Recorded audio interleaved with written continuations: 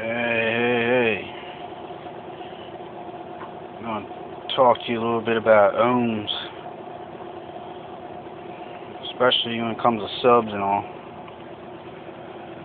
Now, when you're playing the sub, when it's in the box, when you put the sub in the box, you get, your ohm rise and all that. It's called box rise, what they call it. Your ohms change according to when your sub's sitting there and it's not playing or nothing, it's floating.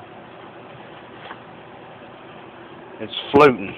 Like this one right here, I've noticed with the kickers, they're a little bit lower in ohms than the average. This one's floating right at 3 ohms. And when you move it, it'll change. It'll change. It'll go all the way up 20, 50 ohms. It'll change. Put it on a meter and you can watch it. You can really watch, and it's crazy. But the thing is I've been noticing everybody nowadays, even sound quality cars and all that, I don't understand what it is, what the obsession is. Everybody wants everything at this ridiculous low ohms. They want their stuff at .7, half ohm, quarter ohm. That's fine for burping. If you don't know what I'm talking about burping, that's SPL talk. If you don't know what I'm talking about, then you shouldn't be in this. But it's good for burping. But for playing and sound quality, what's funny is a 8 ohm speaker plays lower in frequency than 2 ohm or even 4 ohm speaker, that's funny. Everybody's all gung ho about this damn low ohms all the time, and you really aren't getting nothing out of it. If you're going for power, for burping and all that, for SPL, then that's fine. But if you're not, then it's not really doing you any good. Sorry for the darkness right there. I'm going to hook this meter up to this kicker. I'll show you a little bit of what I'm talking about. Because I'm sure you are like, Arr! Some of you know, some of you ain't watching it no more. Because you already know. But some of you really don't. And I need to educate some people out there on this. Or, if I don't educate you, at least I could show you something. She's floating. Let me get her hooked up here. She floats. Well, now this one's changing on me now. Yesterday it was at 3. Plus it was cloudy around here.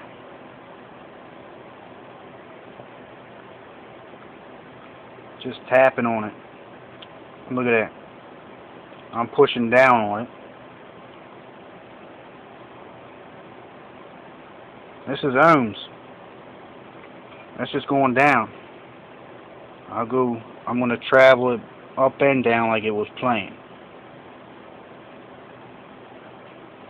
Look at that. It's up in the fucking hundreds, man. Look at that, 158 I seen. 181.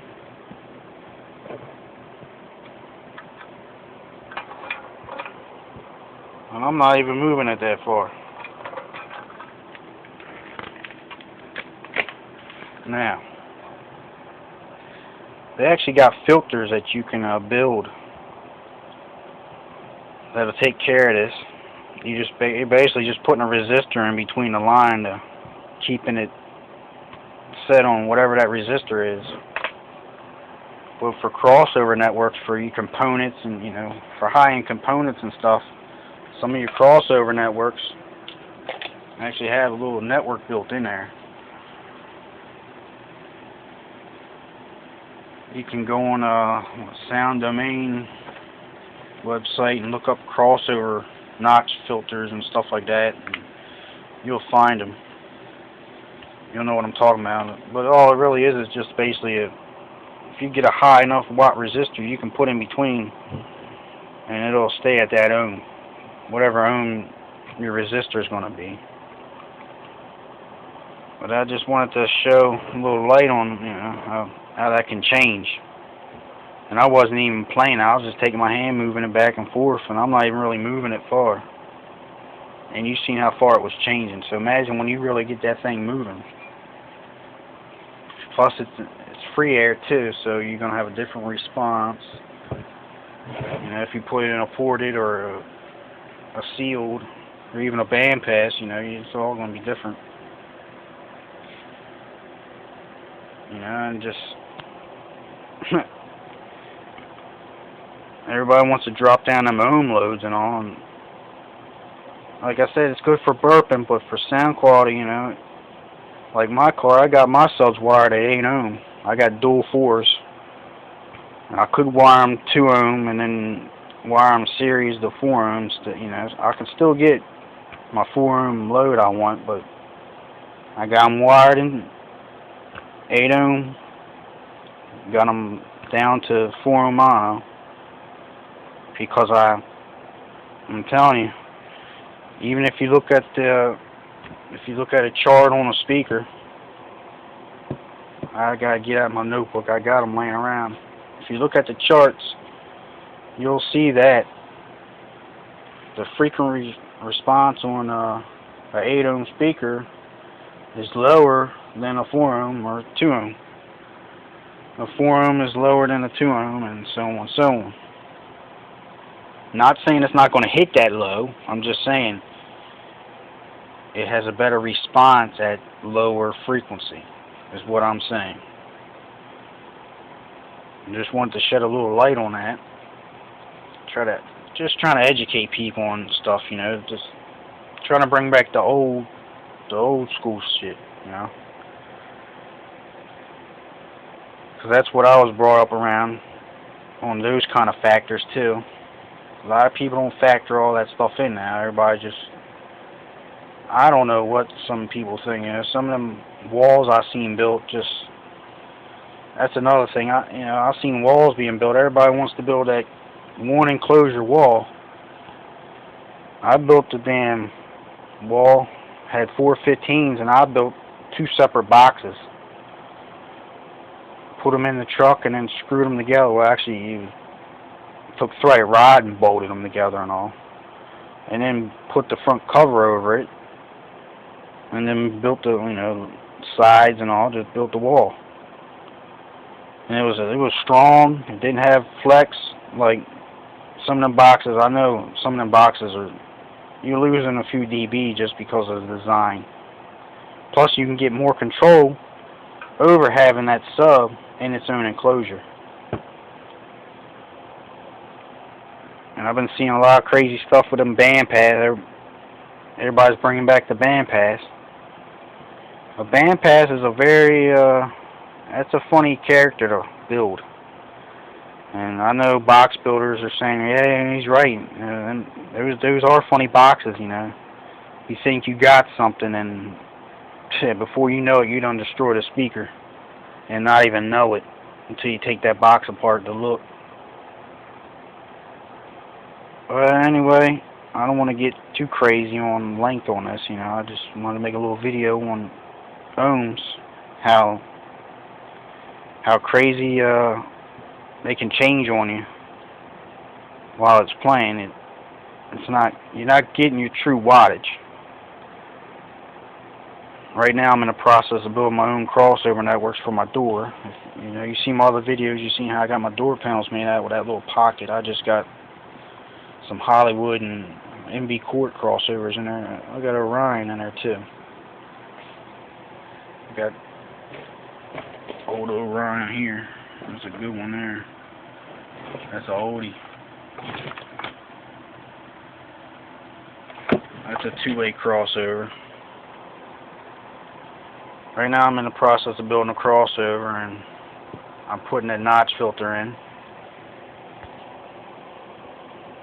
And all it does is basically keeps all my mids playing at right at the ohms I want them to play.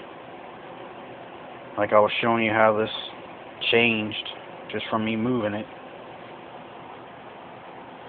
When it's sitting still, it's a floating That's how they rate them. Whatever it's sitting at when it's not moving is pretty much what it is. It might be plus or minus some.